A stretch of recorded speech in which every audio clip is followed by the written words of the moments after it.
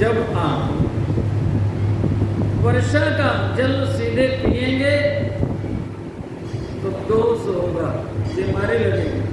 और जब पृथ्वी माता अपने गर्भ में उसे छिपा करके रख लेती है और आप कुआं खोद करके जल निकालते हैं, बोरिंग करके जल निकालते हैं, तो कितना मधुर जल आप पीते हैं। ऐसे ही गंगा जी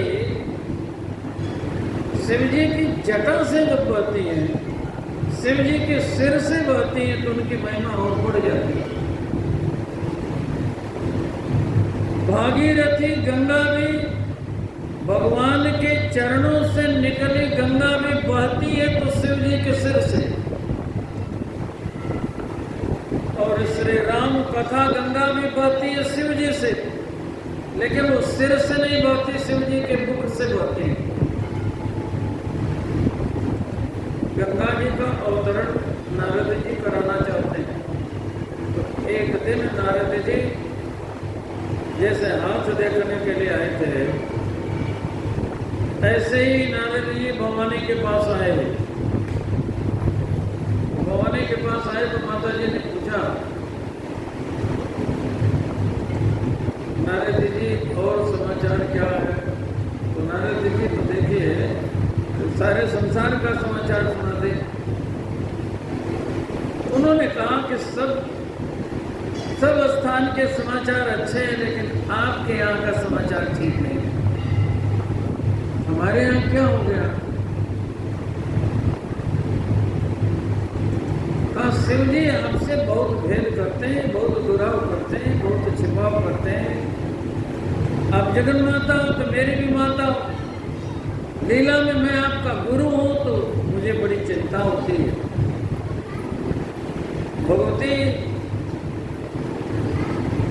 पार्वती जी ने सप्तर्षियों से यही कहा था कि गुरु जी के वचनों पर मुझे बड़ा विश्वास है।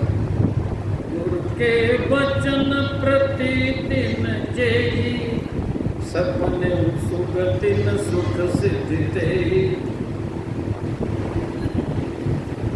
तजौन नारद कर उपदेशो, आप कहें सतबार वैसु।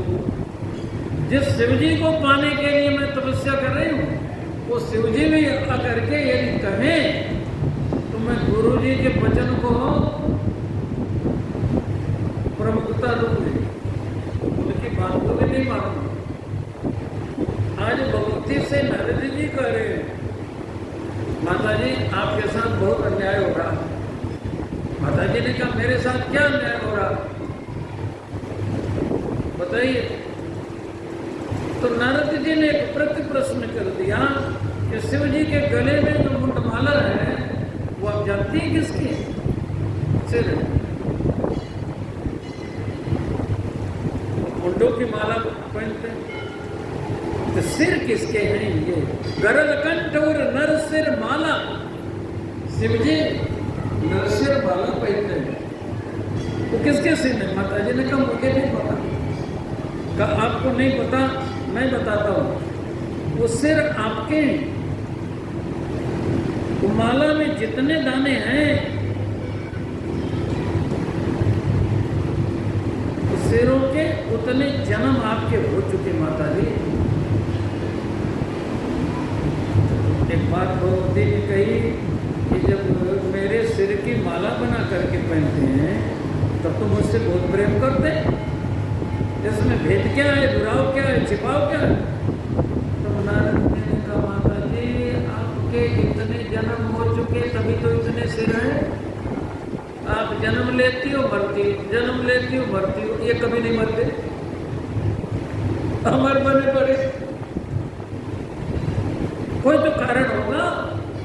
क्या कारण है? अब वही तो बताने आया।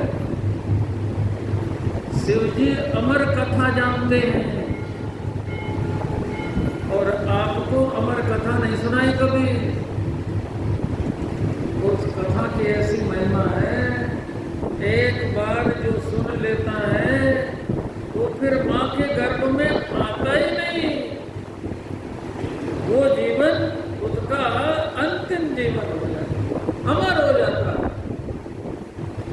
न सगर भगत भूय, भूय माने फिर वो गर्भ में नहीं आता। मुक्ति भागे न संशय, वो मुक्त हो जाता है, इसमें कोई संशय नहीं। आप चाहते हो कि शिव जी की तरह आप भी अमर हो जाओ। शिव जी जो अमर कथा जानते वो अमर कथा मुझसे सुनिए। ये कहने आया, कह करके नारद जी चले गए।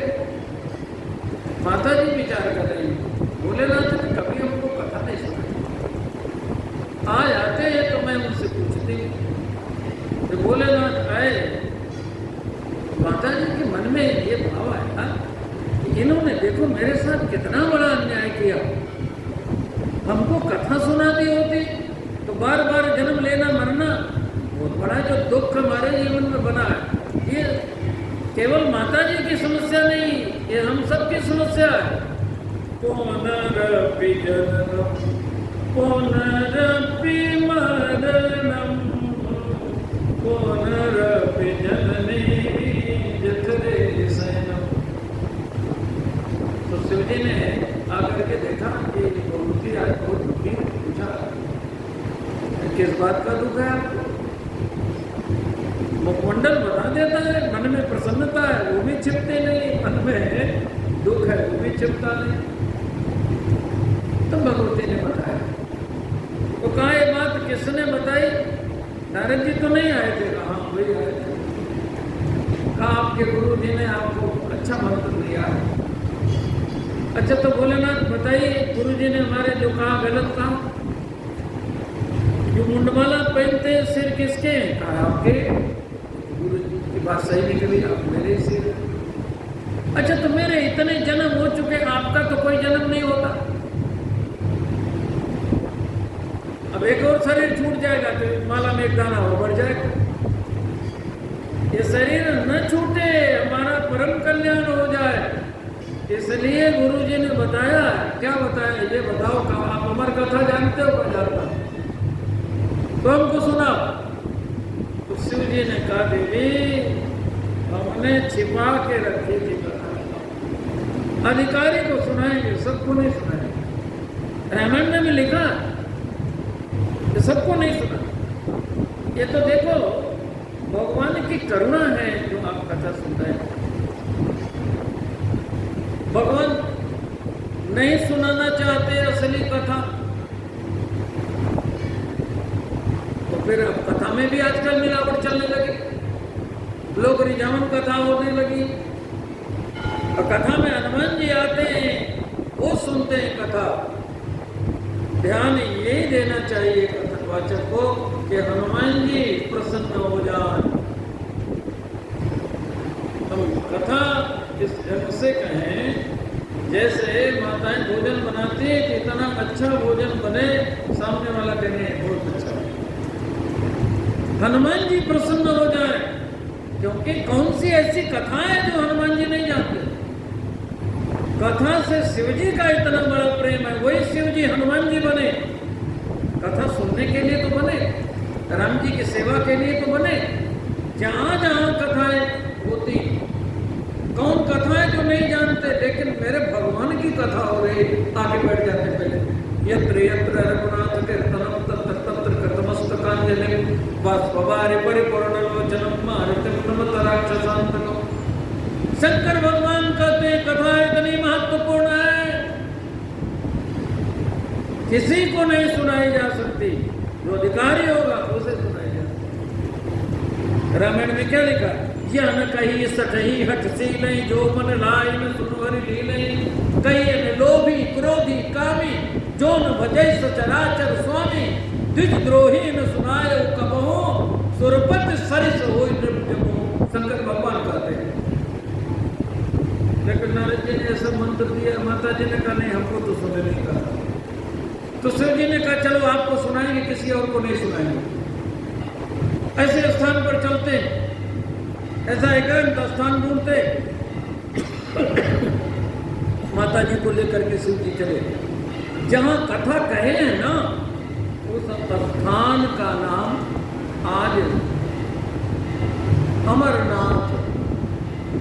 अमर कथा कहने के नाते स्थान का नाम क्या है? अमरनाथ। जहाँ बर्फ का शिवलिंग बनता, माता जी को लेकर गए। पहले आता है, जो गए होंगे पता होगा, पहलगांव आता, नंदी जी को बैठा दिया। जैसे शिव जी वहां बैठे हैं तो नंदी भगवान यहाँ बैठे ना। नंदी जी यही रहना, किसी को आने नहीं देना, यही रहना, अब भी नहीं आना, किसी को आने भी नहीं देना।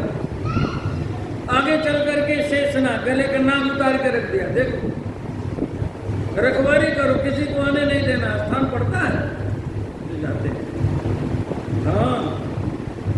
और फिर भवानी को कथा सुनाई, ताली बजा के पक्षियों को उड़ा दिया। अब यही सुखदेव जी ने कथा सुन ली, बिगड़ी धंधे के रूप में पड़े थे, कथा का हो गया प्रचार, है ना। माता जी ने कथा प्रश्न किया, माता जी के प्रश्न का उत्तर शिव जी ने दिया। यही तो राम कथा, यही तो अमर कथा। माता जी ने क्या पूछा? प्रभु जे मोने परमारथ वादी, कहीं राम कह ब्रह्म अनादि। राम जी कौन है? शेष शारदा वेद पुराना, सकल करहि रघुपति गुण गाना। एक बात और, आप भी राम राम रटते रहते हो, वो राम जी कौन है? तुम पुण्य राम राम दिन राति,